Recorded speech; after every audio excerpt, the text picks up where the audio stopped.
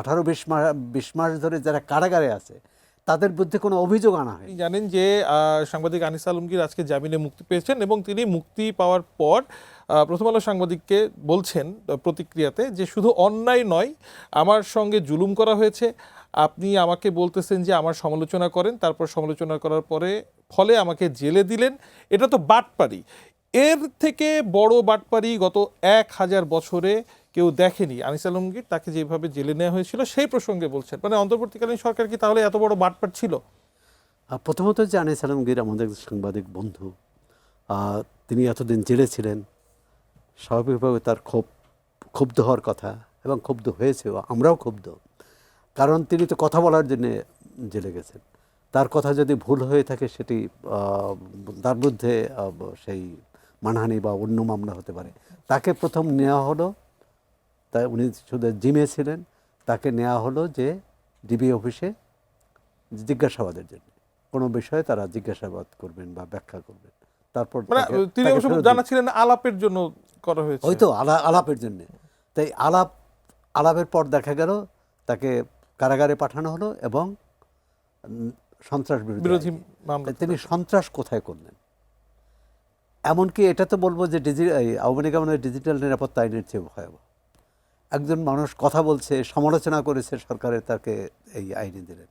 এখন তিনি বাটপাড়ি কথাটা তো এটা পরবর্তীতে অবশ্য দুদকের কিছু তৎপরতাও দেখা গেল। আচ্ছা, দুদকের কথা যদি দুদকের কেউ যদি আয় ব্যয়ের হিসাবে গভর্নমেন্ট হয়, জানি না যে বর্তমান জাতীয় সংসদে অথবা উপদেষ্টা পরিষদে যারা ছিলেন তাদের আয় ব্যয়ের কতটা মিল ছিল সেটাও দেখার বিষয়। হচ্ছে তিনি দুদকের মামলাকে জামিন হবে না, দুদকের মামলাকে জেলে নিতে হবে, দুদকের মামলার শাস্তি হলে তারপর বিষয়।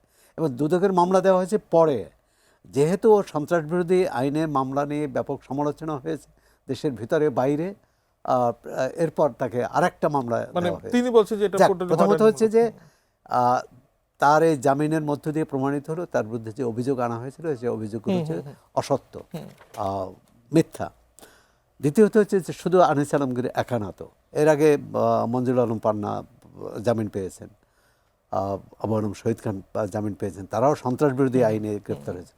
কিন্তু 5 আগস্টের পর, মানে অন্তর্বর্তী সরকার আসার পর যাদের বিরুদ্ধে, যে সাংবাদিক বন্ধুদের বিরুদ্ধে হত্যা মামলা করা হয়েছিল, প্রায় 2 বছরের মতো সময়, তারা এখনো এবং প্রায় 2 বছরের মধ্যে 1.5 বছর বা কারো 1.5 বছরের 20 মাসের বেশি হয়ে যাচ্ছে, 18-20 মাস ধরে যারা কারাগারে আছে তাদের বিরুদ্ধে কোনো অভিযোগ আনা হয়নি এ পর্যন্ত। আমি এই প্রসঙ্গে এই যে ভোরের কাগজের সম্পাদক শ্যামল দত্ত, 21 টিভির যে সিও মোজাম্মেল বাবু, দুইজন রিপোর্টার শাকিল আহমেদ এবং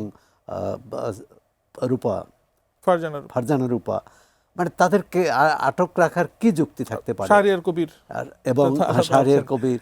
সোহরাব হোসেন ভাই যে বিষয়টি অবতারণা করলেন, মানে 5 আগস্টের পরে অনেক সাংবাদিক এভাবে মানে তাদেরকে কারাগারে রাখা হয়েছে, বলা হচ্ছে যে আওয়ামী লীগের সময় তারা তোষণ করেছেন, রেসপন্সার ছিলেন, কিন্তু মানে বিএনপি সরকার এই সকল যারা এখনো সাংবাদিকরা আটক আছেন তাদের বিষয়ে কি ভাবছে?